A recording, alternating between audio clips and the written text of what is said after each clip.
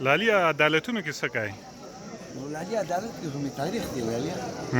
څه ولې څه تاریخ دی ستاسو؟ دا خو لالي د سی پیک کې زما ځمکه تللې وه، هغې ځمکې باره کې مې تاریخ دی.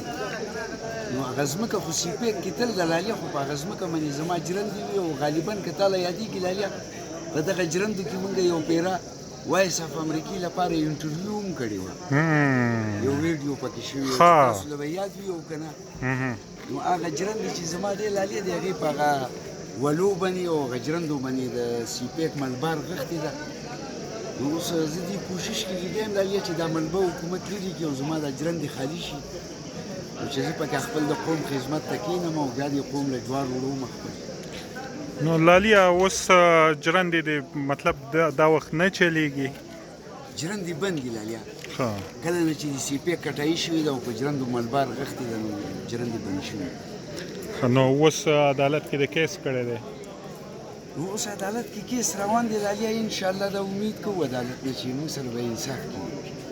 څه غواړې ته عدالت نه؟ عدالت ته څه وایي چې څه وشي؟ جرندو باندې د ملبه زه خو عدالت ته دا ویل غواړم لالیا چې عدالت دا جرندې دې سمې کړي او د جرندې نه وروستو کې او سمولو نه وروستو کې بیا زما څه زیان رسي، ځکه دغه ځای باندې زما باغونه و ډېر غټ نو د هغه باغ دې ما له زیان راکړي لالیا. او کوم چې زما جرندې دي نو هغه دې ما له سمې کړي، ځکه چې د جرندو بدل کې زه زیان اخیستی نه شم، ځکه چې جرندې چې دی دې باندې د ټول قوم انحصار وي.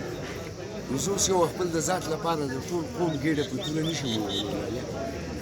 خو د دغې په بدل کې خو دوی معاوضه ورکوي، پیسې ورکوي، نو که تا ته پیسې راکړي قبولي به وي؟ ما له د جرندو بدل کې معاوضه راکول فضول ځکه دي چې زما جرندې د سی پیک د حدودونه مکمل بار دي او سی پیک کې د هغې څه حصه هم نه ده راغلې.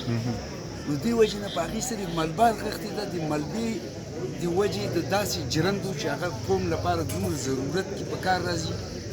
نو که تاسو له یاد لالیا هر کله چې زموږ په دې وطن کې د اوړو بحران راشي بیا زموږ دغه جرندې وي چې زموږ هغه کمي پوره کوي. او د دې نه مخکې لالیا څوک ویره چې د اوړو بحران راغلی نو دغه جرندو زموږ کمي پوره کوي. ښه، تاسو وایئ چې که معاوضه هم راکوي خو نه ده قبوله تر څو چې ستاسې جرندې بیا او لالیا بله دا ده لالیا که زه د جرندو د سر پیسې واخلم نو دې کې به قوم ما ته هم بددعا کوي، ځکه چې زما د جرندو مقابل خاطرخوا جرندې نشتي نو ټول قوم ډېر لوی اذیت سره مخامخ. نو څه وایي درته وکیلان درته څه وایي؟ نو انشاءالله لالیا چې زه هم دا امید کوم او زما وکیلان هم دا امید کوي چې عدالت به انصاف راکوي. ښه، په دې امید یې انشاءالله چې دې به دا